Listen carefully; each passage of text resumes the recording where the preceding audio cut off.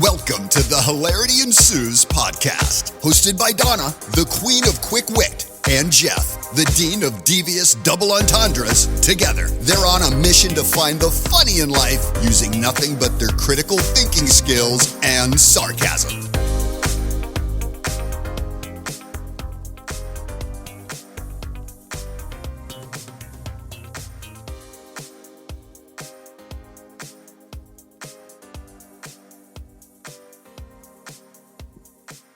Welcome back to another episode of Hilarity Ensues. I am your host, Jeff, and my co-host. It's Donna. It's Donna in the building here. Always in the building. And today, Donna, we're going to talk about another nice topic that everybody enjoys, and that's scams. All kinds of scams. There are so many. Didn't realize there are that many. Yeah, there are a lot of scams. And you know, scams have been going on since before you and I were born, but they've gotten a lot more sophisticated, haven't they? Yes, indeed. What kind of scams are we going to talk about today? Okay, we're going to talk about like the good old-fashioned one, the romance scam. That's one of those. Those are heartbreaking. We're also going to go into the grandparent scam, also heartbreaking. Phishing, the normal stuff that we see and hear about almost daily. The ransomware, which is getting people as well as businesses. They're real big on the business side. The ones that I see a lot, or have seen a lot in one job that I had, the fake shopping websites, which those are interesting, and one I never heard of before, AI powered scams. They sound pretty powerful. Yeah, they're all pretty horrible, but let's talk first with the romance scams, because they're actually television shows that are focused around catfishing. Yeah. Where people get on. I think there's a reality show on now about people that have been dating for a long time and have never seen each other. And I'm like, how could you hold a 3-year conversation with someone and never meet them and live in the same country? I never understand that. I don't get it. I don't get it either.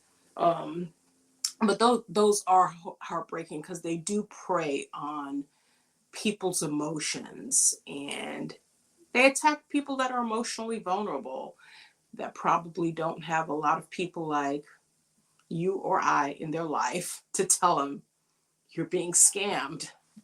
So yeah, that is kind of sad. And I have heard a lot about scams where even within the church, like pastors, seeking out women, or they claim they're pastors and they're seeking out women and they're getting money from them.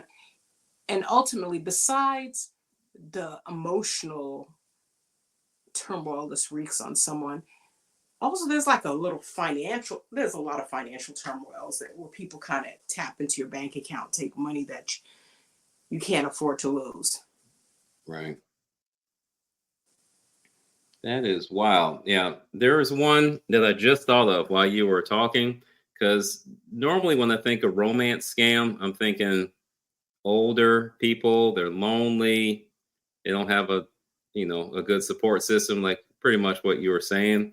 But there was a guy that some of our audience may have heard of. I can't pronounce his name, but he's a very Hawaiian name, football player, young guy. He's 33 as of today. So this happened years back.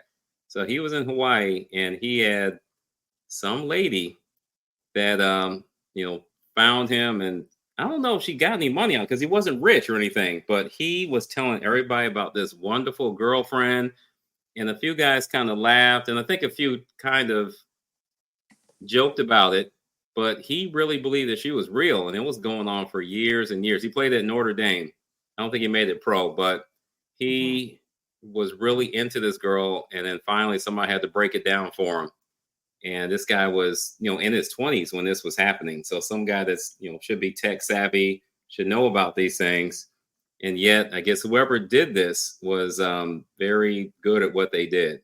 Provided lots of pictures, lots of answers for weird circumstances. Why can't you see me? There's always a good excuse. Mm-hmm. And it just kept going on and on. I guess the end game was to get money after he went pro. I'm not quite sure what the whole situation was, but it was a big to do, and he had to be super embarrassed.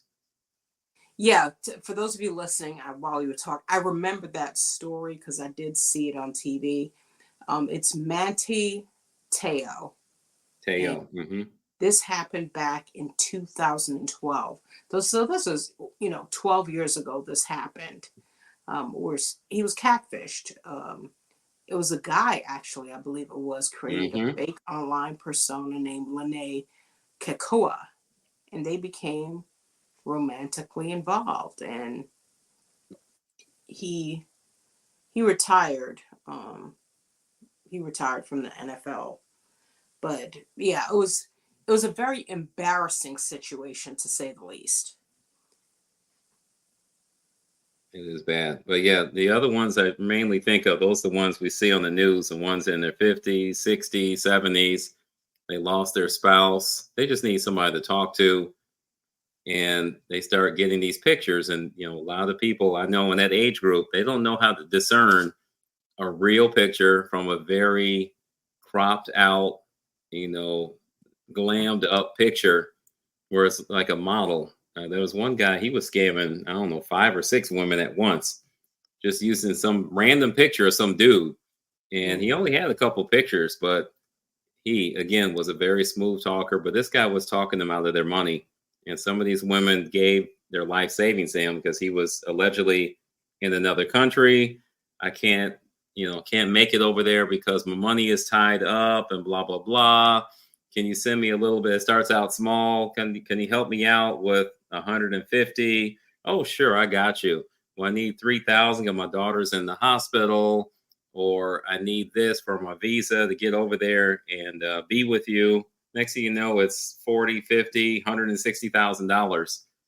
And you can't, they can't track it down most of the time. They're never going to get it back. And it's funny, not funny, but it's ironic and sad because a lot of the people in their life were telling them, this guy is 29 years old, grandma, you're 68. I mean, no offense, but what is this guy, see in you? What's the deal? And they would get all offended, because he would say all kinds of sweet nothings to her, and she's lonely. And it's really sad. It's happened to a lot of older gentlemen as well with the women. And a lot of times it is a guy on the other end, but it could be a lady. You never know. But it's devastating financially and emotionally and psychologically too. Yes. Earlier this year, it's not limited to ordinary people because Gayle King dumped a guy after he asked to borrow $4,000 from her to pay his child support. And she started dating this man, and on paper, and I think that's where it always scammers kind of present themselves as someone that doesn't need it financially. Right. It's like, I'm wealthy, I have a yacht, I have a private jet, I have all these things, but this one time, my financial advisor didn't transfer funds, so I'm kind of in limbo and I need a little help, for a short period of time. And here's the hustle. What people do is that, like you said, they'll ask for a little bit of money and they'll give it back to you immediately. Kind of build that trust, like, okay, they're good for it. They're a person of their word. So when they come back the second time and they ask for a larger person, in your head is like, they're good for it. And that's where it goes downhill. Fortunate Gayle King, she was like, you know what? I guess she has Oprah for a friend, and Oprah was like, what are you doing, girl? Exactly. And I think she did lend it to him, if my memory serves correctly. He gave it back to her, but she dumped him after. She was like, no, we're not going to do this. And I always think that way too as a woman. If a man asks me for money like that, I'm going to lose a little bit of respect for him. Exactly. So there's no going back. So we might as well call it quits. But yeah, romance scams, they're tragic. They never usually really end well. But even more tragic, I think, are the grandparent scams. Yeah. That is bad. Like, grandma, help! I'm in prison. I got a DUI, and they won't let me get out. Can you just Mm-hmm. send X amount of dollars to this place? And I'm like, Yep. y'all know how that works. You send it to the sheriff's office. You don't send it to some random place, and you don't buy gift cards. It's wild. But yeah, there was a lady. Actually, I spoke to a lady today on this. She was giving an example, but one of her friends got caught up in that grandparent scam. The granddaughter was saying that she was stranded somewhere, Mm-hmm. according to quote unquote granddaughter.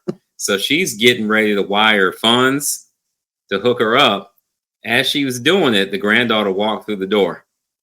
So that was the only thing that really saved her. She walked in and says, like, what are you doing? I thought you were stranded at college and you didn't have a ticket or whatever. She's like, no, that wasn't me. And that's how they figured it out. But yeah, some people you gotta prep them. Just like you're getting ready for a game. Hey, when the phone rings, don't pick it up. Yeah, and I do recall a lot of it taking place in Florida. Florida, is known for people retiring there, so the elderly population is always a target of scammers. Yep. And I remember one time someone contacted my mother by phone and they said she owed something related to her house and she needed to pay it. And at this point, we had gotten her into a rhythm of not making any decisions unless she speaks to either me or my sister. So when I came home that evening, she told me that. And caller ID is a beautiful thing because I went back to that and I call. I'm like, who is this? And they're like, who is this? I'm like, no, you called my mother. Who are you? Your business, aren't you? Yeah. Who is this? I was like, you take her name off your list. You do not call her anymore. You don't even think about her name because you don't want to deal with me. Did he identify himself as Scammer McGee? Scammer McGee? Scammer McGee. Scammer McGee probably was. But yeah, you have people going from door to door, getting elderly people to sign things, turning over, quit claiming their house to these random people and organizations. So, having certain kind of code words in place, especially with AI, it's so easy to distort voices and make things appear as if they're not. So, look out for the elderly and warn them. At that age, it's really easy for someone to fight for their independence and think, I've lived all of my life taking care of myself. I don't need you, my child or my grandchild, telling me how to spend my money or what to do. But you really have to remind your parents and your grandparents that a lot has changed. Technology is far more advanced and people are vicious out there and they're draining bank accounts in the process. So yes indeed. I just thought of a story I haven't thought about in a while. And it involves somebody my mom. Oh, really? In person. This is not on the list, but I just thought of it now. It just popped in my head after you said that. So we were at one of our favorite restaurants up in Altamont Springs, The Breeze. Okay. And the classic lady pushing a buggy scam. Going all around that mall, that same area, just going back and forth in the heat. So my brother, me, Pops, and Mom were walking into the restaurant.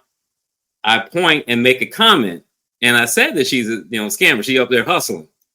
So we just made our little comments and kept it going. We sat there for a good 2 hours inside. Now it's like 9 something at night, and this lady is dressed nicely. She's not wearing tattered clothes. And she's like, oh, can you help me out? My baby, this, that, and the third. You couldn't even see the baby in there. I don't even know if there was a baby in there. I didn't hear anything. And I was like, I'll go help. I was like, Mom, that's a scammer. No, I know what I'm doing. It's my money. I can do with it what I want. We just looked. I was like, I mean, that's a true story. But I was like, I'm telling you straight up to your face, you were getting ripped off. You want to help people. She likes to help. I get it. But she specifically is a scammer, and we just all looked at each other and just shook our head, and just all we could do was just keep it moving. But on the phone, I think they're a lot better at that. So both of them know if you don't recognize the number, If it doesn't say 407, like my number, don't pick up any Florida numbers. That's for sure. If it doesn't say a name that you know, they're pretty good at that now. But man, it was hard to watch, like literally right in front of my face. And I was so mad at the situation, but couldn't really do much about it. Well, speaking of the state of scammers, Florida. When I was living there, my youngest, we were going to the supermarket where shopping is a pleasure, right? We were going to the supermarket, and there was this goth-looking guy, and he had like some kind of motor, belt, like a timing belt or something in his hand, and he was saying that it broke and he needed help. And I'm looking at him like, what do you want me to do? He was like, could you come and look at this? I'm like, no. He's like, no. Can you give me a ride to the repair shop? Now, mind you, cat a corner across the street is an automotive place on one side, and maybe another he didn't see one across the street. So I'm like, you can walk there. So I kind of moved it, and I went to the supermarket, and I told the manager, and as quick as I went in there and told them, as quick as they came out, he was gone. Just like that. And he had a white van. He was trying to get me close to the van. So, Any windows? You know what? Now that I think in the back it had windows. I don't remember on the side it did. Wow. But one of the things that my father told me this, and I tell my daughters this. I'm like, no man should be asking a woman for help, especially if it's like mechanical help. No man. Right. Yep. No man should be asking you to help him find his dog. No man should be helping you to fix his car. No man should be at help, period. That's a red flag. Big red flag. And if they do say, you know what, I'm going to find a man to come and help you. I'm not the person for you. No. So, but that's that. And so let's leave Florida alone for now. But we'll talk phishing scams. Okay. Yeah, those are nasty. Those, and a lot of the people fall for them. But it's just like, because I see them so often, it seems like, well, to me, it seems like you could figure this out if you just look at the grammar in the English. I guess shout out to mom being an English teacher. But you see something that's misspelled, the grammar is all messed up, and they're trying to, rush you. All those exclamation marks, all caps, stuff that, like, to me stands out as red flag. People are like, oh yeah, I got to do this right now. And they get all hyped up about, their charge on their credit card, and they got to go ahead and handle this. And, for my gig that I used to have back in the day, they would call in frantic. I got a $320 from that place where not shopping pleasure, another place that's very cheap, starts with a W, in Wally World. So I got this 400 and, some odd charge on my credit card. And I'm like, well, which one? Can you give me the last four? I don't know. Well, how do you know you got the charge on it? Well, that's what it says in the email. And then I have to break down critical thinking.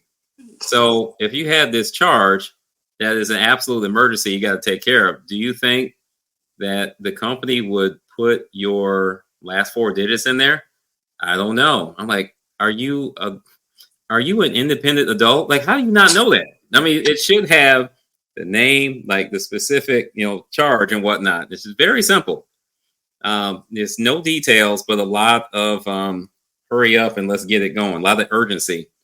And as people get frantic, and it seems to work because they keep doing it. I mean, I see them and I look at these things and I just shake my head like, there's no way they'll get me with that.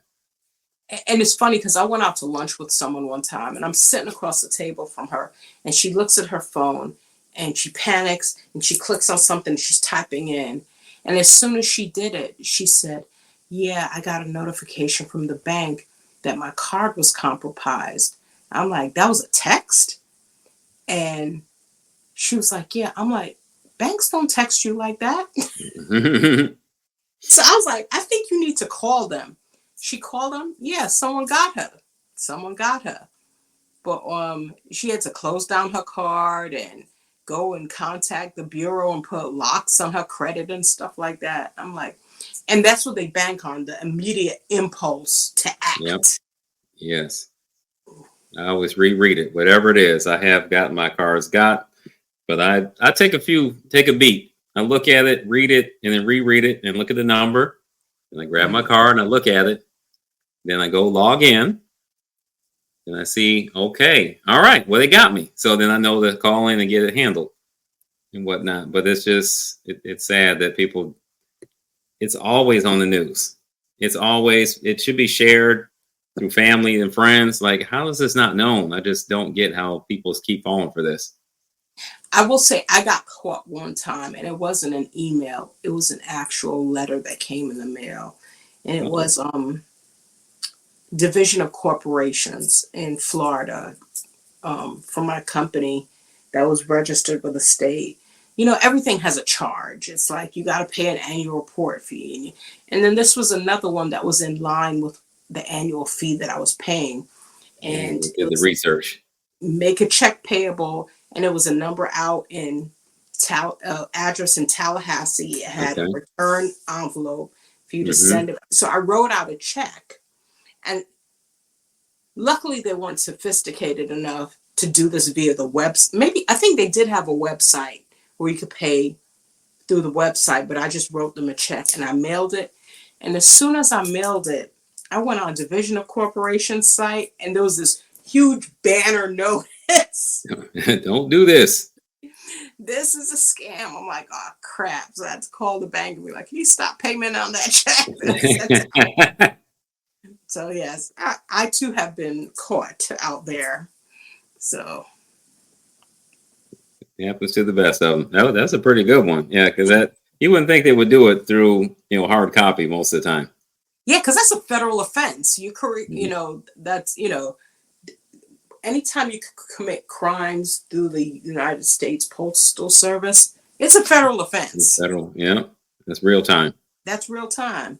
So then there's ransomware, which every company always sends out compliance training. Don't click on any links. Oh, yeah. Don't open any external emails here. Don't go to any sites. Some companies Yes. are better than others at, minimizing the risk of that. But Those are terrifying, and they cost millions and millions. Actually, a buddy of mine, he worked for pretty big claims, for driving claims, crashes, and whatnot. mhm. Pretty solid company. You've probably seen the commercials on TV. And I don't know, I won't say a kid, but a relatively young guy, I think they called him eventually, sent some ransomware to that company, and their stuff, not equipment, but their computers and all their security is like 15, 20 years old. And they Okay. sent a ransomware in there. They locked it in, and they said, we want X amount of money. And they kind of laughed it off, like, no. Uh-huh. And he said, ha, ha, ha. And he hit a button, boop, and shut their whole SHI down to the point where he couldn't even log into his account. Like his whole team, they shut down all the claims. They were out for almost a week, Whoa. and they had to pay some kind of undisclosed amount. It was in the millions, and he just Whoa. let it go. And it's just to do it. I mean, there are a lot of kids out there who can do it. It's a 16-year-old that did something. I forgot the company. It was a big company. 16-year-old kid in high school found some ransomware. Said, "Let me get some money. Pay me in crypto, so it can't be traced." But he slipped up, and that's how he got caught. I don't know if he was bragging or what, but he could have gotten away with it. And he got millions, and it's insane. People got to look at stuff before they start clicking on things. Yes, you do. Because, yeah, and I understand why companies do that annual training where they're like, don't click on anything. Mm-hmm. I forgot. I think when I was at that bank in Florida, they used to send out those types of emails to see if people clicked on them. Yep, I did that. The bank did that too. Yeah. So, and then they follow up with, do not click on anything that comes from unknown senders. And so it should be more than annual. It needs to do. But yeah, I think I remember that bank. Was that the same bank I worked at or a different one?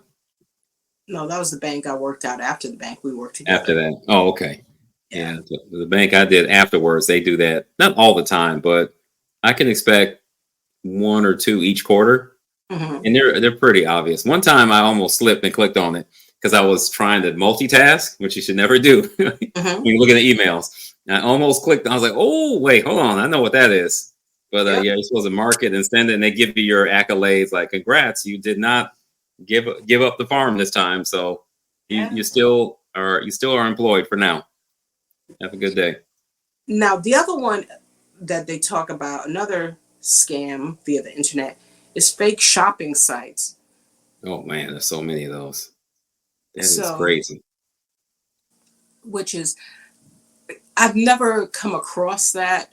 I think I primarily, if I shop online, it's usually from companies that I know. So, Hmm.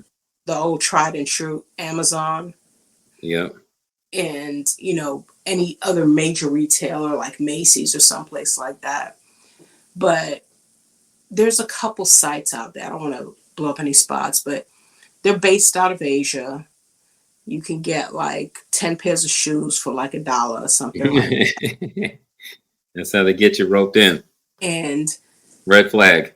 my daughter, I got my cousin, he used to shop a lot on them. My daughter was like, don't shop on them because there's several reports of people's credit card information getting compromised and breached through these sites. Yep. So I was like, Around the cyberspace. okay, I'm like, note to self, no, we're not going to shop on that. But yeah, that's always been a concern when it comes to entering, information in on sites. I'm kind of hesitant about it. I will say this: if I'm not sure of the site, I'll do PayPal because PayPal has their own built-in security system where Mhm. There's some protection in your purchase. And I did get caught out there. There's a designer bag that I like. I ain't I gonna know say which the name. one. Yeah. Huh? I know the one too. Yeah. Your So, initials. yep. So I went there was an ad, which those bags typically go on sale a lot. But it went on sale. It was like a leather bag, and they were like, oh, I want to say it was like $40. I'm like, okay, I'll get this. Yeah. And I received it in the mail. I did it through PayPal though, because I kind of questioned it. And I received it in the mail, and I'm like, this is even a bad knockoff. I'm like, Did they spell the letters wrong? you know what? They didn't even have it written on there, but it's so funny when I emailed them, they spelt it wrong. So I was like, I want my money back. And they would give me a hard time. I contacted PayPal. PayPal immediately refunded me my money back. That's good. And, That's the and one. the bag I gave away on Facebook Marketplace. So Yes, that's a good segue. Because speaking of Facebook Marketplace, people in general, if you see it on Facebook Marketplace, TikTok, or IG, and it's a better price than you've seen elsewhere, do not buy it. yep. Just don't. Just leave it alone. And if you see those, what were those shoes that were really hot back in like the 2010s? That's when I started that job. And the Uggs, the Ugg Okay. boots. Okay. And the Ugg boots were, I don't know, $100, 180. It was a ridiculous amount. I still don't get it when I look at them today. But somebody's like, yeah, I wanted to get these Ugg boots. They're normally $100 and X dollars. But yeah, they were on this one site. They were $39. I'm like, really? Man, I can't believe I ordered it 3 months ago. They haven't gotten to me. Why? You think? I mean, come on now. You got to look at the amount. You got to figure out if it's selling for 180 or 160, and then all of a sudden it's selling for under 40, which is the benchmark for expensive and non-expensive. Shout out to Ace Fame. And if it's under that, you probably need to look into it a little bit more. Yeah.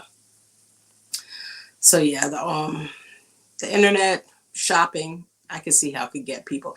And I think Black Friday, Cyber Monday is when a lot of those scams really get hyped. The crooks come out for that one.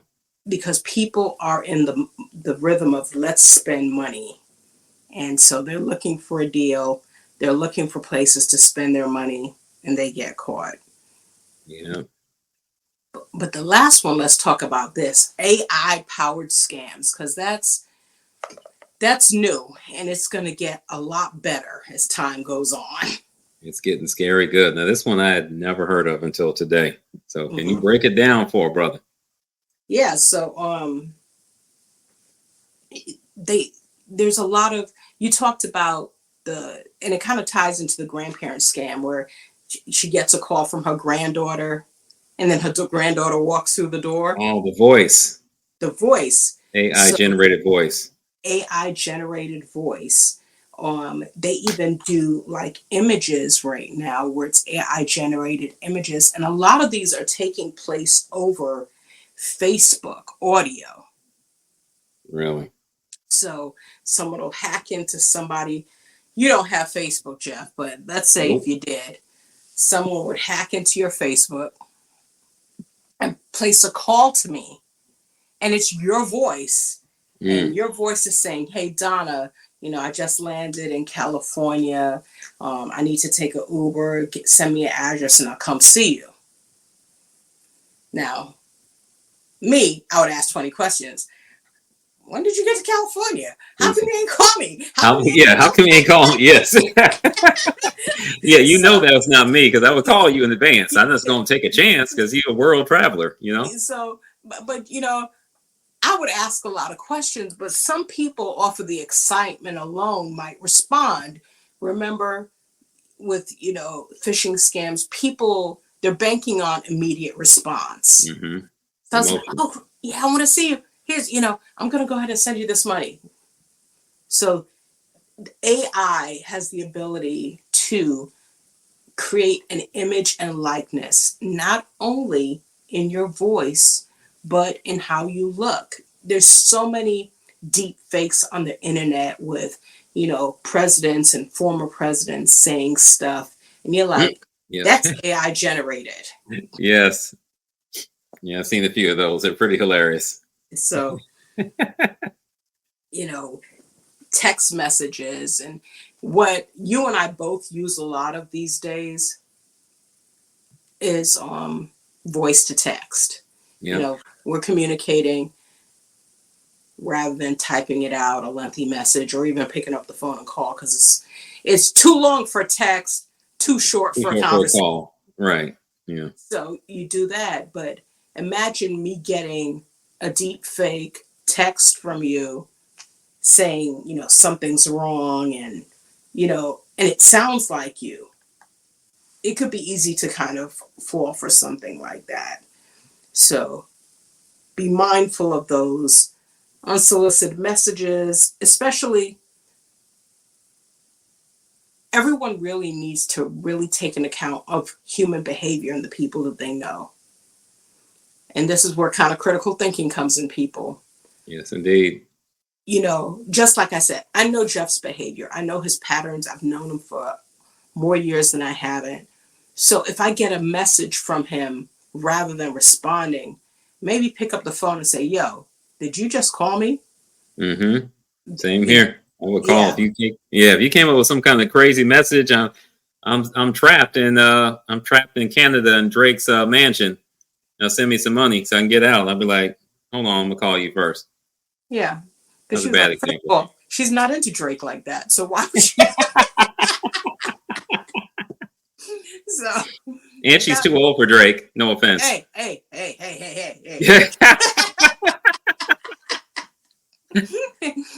There will be no use of profanity here on this podcast.